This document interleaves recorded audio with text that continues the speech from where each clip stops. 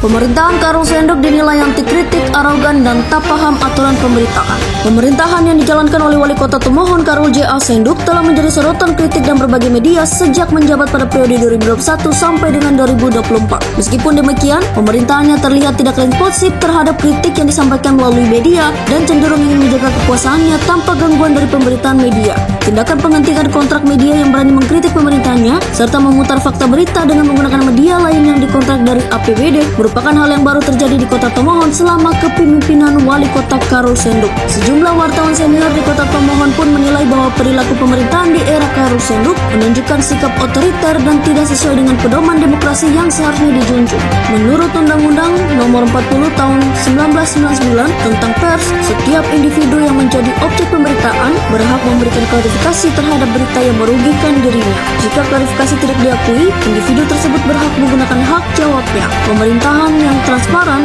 dan responsif terhadap kritik masyarakat merupakan hal yang penting dalam sebuah sistem demokrasi. Wartawan-wartawan senior seperti Marcel Michael, Yongki Smual, dan Adrianus R. Pusungunau menekankan pentingnya pemahaman aturan main dalam mengambil keputusan di pemerintahan Kota Tomohon, termasuk menjawab pemberitaan media massa yang mengkritik. Muncul kecurigaan bahwa pemerintah Kota Tomohon mungkin tidak memahami mekanisme hak jawab dan hak koreksi, mengingat kebiasaan ini telah berlangsung selama 3 tahun sejak kepemimpinan Karol Senduk. Menurut mereka, pemerintahan yang transparan, responsif, dan menghormati kebebasan pers menjadi salah satu pilar penting dalam menjalankan prinsip demokrasi. Oleh karena itu, kami berharap agar pemerintah ke depan bisa lebih memperhatikan masukan dan kritikan dari media, serta memperbaiki sikap mereka terhadap kebebasan pers dan hak jawab setiap individu yang menjadi objek pemberitaan. Harap Yongki, Marcel, dan Adrian.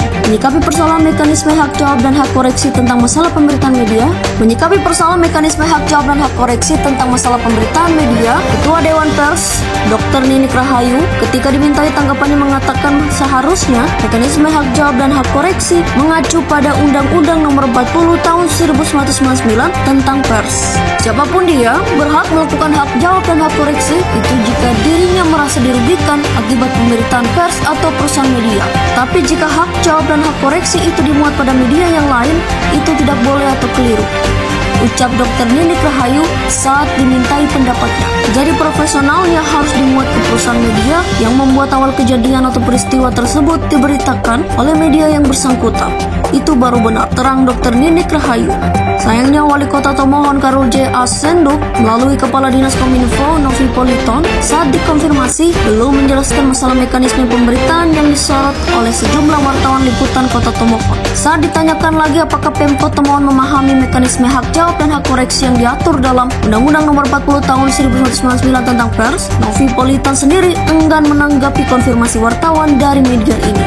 Sekian dari pronews.id Nusantara.